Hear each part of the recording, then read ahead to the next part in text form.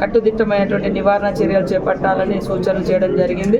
ఇంకా ఈ సెమినార్ కూడా కంటిన్యూ అయ్యి వాళ్ళ యొక్క ఆలోచనలు సూచనలు తీసుకొని మా ఉమెన్ అండ్ చైల్డ్ డిపార్ట్మెంట్లో కానీ ఉపాధి హామీ చట్టం ద్వారా కూడా ఇంకా అంటే ఉపాధిని కల్పించి బాండెడ్ లేబర్ లేకుండా బాండెడ్గా వర్క్ ఇతర రాష్ట్రాలకు వెళ్ళి పనిచేయడం లేదా తక్కువ వేతనంతో కట్టుబానిసత్వంలో పనిచేయడం అవన్నీ లేకుండా చర్యలు తీసుకుంటామని తెలియజేస్తా ఉన్నాం.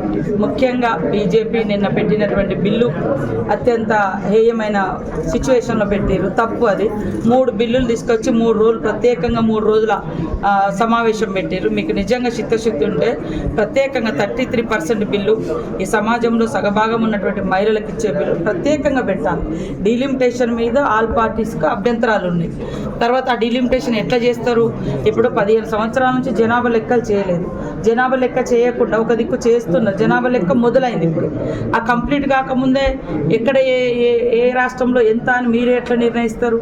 ఇవాళ హైదరాబాద్లో 3 బాగా పెరిగి ఉంటుంది, ఇంకో రాష్ట్రంలో ఇంకెక్కువ పెరిగి ఉంటుంది. అది అంచనా లేకుండా 10 అంటే 2011 సెన్సెస్ తీసుకొని డీలిమిటేషన్ చేయడం అనేది కూడా తప్పు.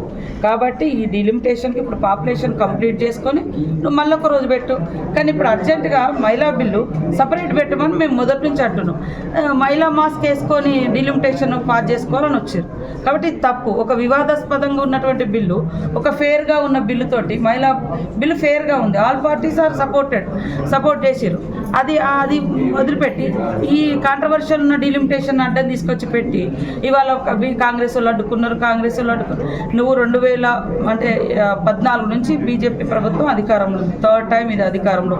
ఈ 12 సంవత్సరాల్లో అనేక బిల్లులు ఇతర పక్షాలను బుల్డోజ్ చేసి లేదా కొనేసుకొని రకరకాలు చేసి పాస్ చేసినావు. ఇదెందుకు కాలేదు? ఇది నీ ఇంటర్నల్గా కూడా నువ్వు కేవలం రాజకీయం కోసం వాడుకోవాలనుకున్నావు. అందుకనే డీలిమిటేషన్ అడ్డం పెట్టినావు. ఇది అడ్డం పెడితే ఈ మహిళా బిల్లు ఆగుతుందని వాళ్ళకి తెలుసు. అందుకని అది జరిగింది. దానికి తోటి మళ్ళీ ఏమంటారు? మహిళా ఓటర్లు తిరుగుబడతారు. అంటే మహిళలు తిరగబడతారు అంటలేరు, మహిళా ఓటర్లు తిరగబడతారు అంటారు. అంటే ఎక్కడ పోయినా మీ కాన్సెప్ట్ ఈజ్ ఓటు, మహిళా ఓటు. అక్కడ తమిళనాడు, బెంగాల్లో మహిళలు మీకు వ్యతిరేకంగా ఓటేస్తారు అనేది దాన్ని తీసుకున్నారు. అది అయినా కూడా వీళ్ళు ఏం జిమ్మిక్కులు చేసినా తమిళనాడు డిఎంకే వస్తుంది, అక్కడ మమతా బెనర్జీ గారు వస్తుంది.